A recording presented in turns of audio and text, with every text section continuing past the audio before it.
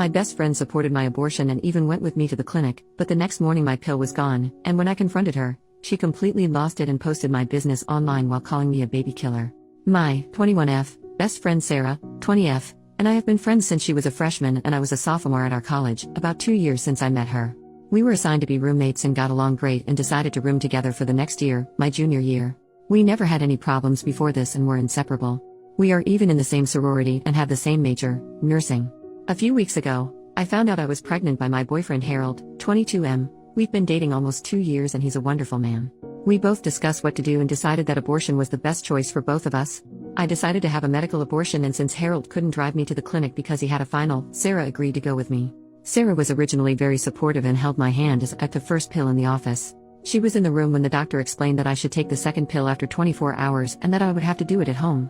Harold came over after his final and kept me company and spent the night. After a night of cramping and bleeding, I woke up yesterday morning to find that the second pill was missing from its pack.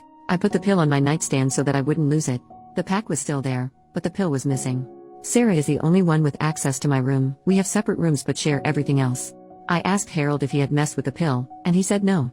Why would he, if he doesn't want this child any more than I do? So that left Sarah as a suspect, so I waited until she woke up to ask her about it.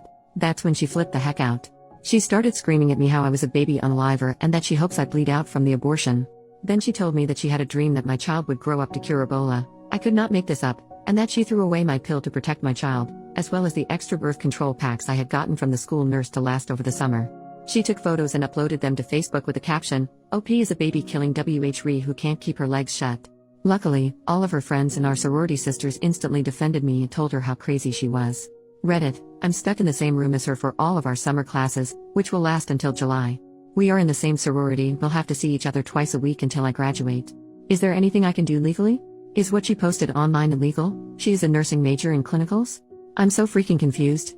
Edit, I've already gotten another pill. Second edit, sorority just texted me.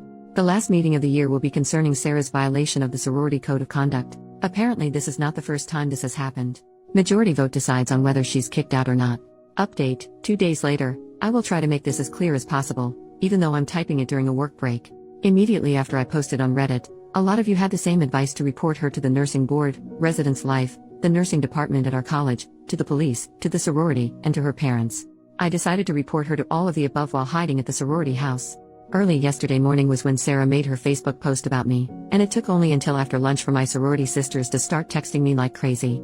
This was not the first time that Sarah had shamed another sorority sister for having an abortion, and that particular woman, we will call her Emily, was one of the highest ranking members. Emily was the one who called the meeting to have Sarah kicked out for breach of the code of conduct, treat all your sisters kindly, support one another, no gossiping, etc. Meanwhile, Residence Life was busy trying to contact Sarah's parents after I showed them her Facebook rants. After the sorority contacted Sarah, she flipped out yet again on Facebook and started to rant about how she wanted to die. The RA on duty, also one of my good friends, had decided to go speak to her to see if they could help.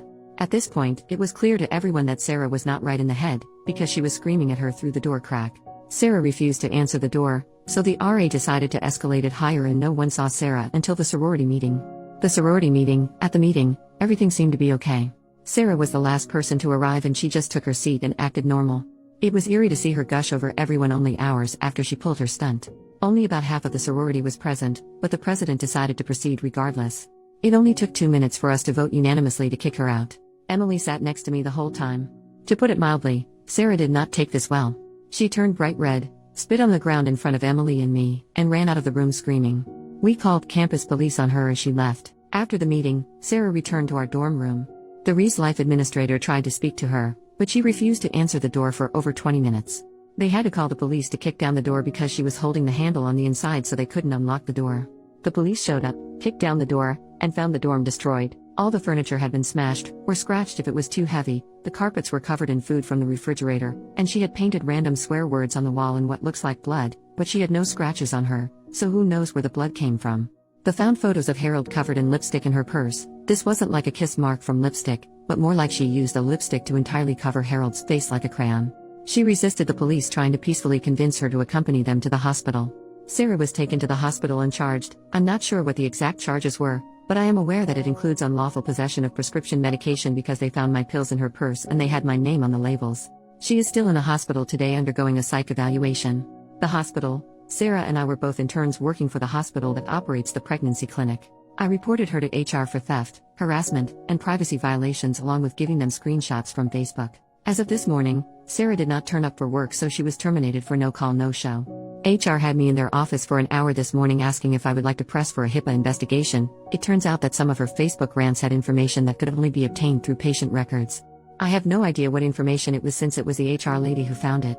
I said yes, because there's no way it would hurt for Sarah to be investigated. HR also notified the nursing board and the nursing department at my college independently of my reports. So I think that's pretty much everything. Sarah has been arrested and charged, kicked from the sorority, fired from her job, kicked out of the dorms, and numerous reports were made to the proper authorities.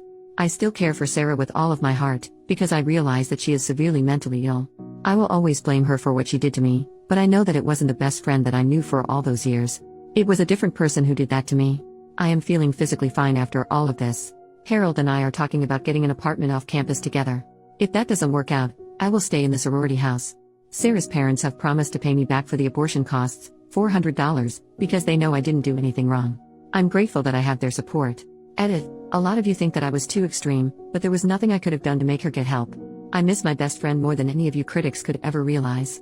Don't judge me for doing what was best for everyone involved, including myself. Her right to sympathy ended when she deliberately chose to steal from me, slander my name, destroy my laptop and possessions, and when she refused help from everyone who tried to help.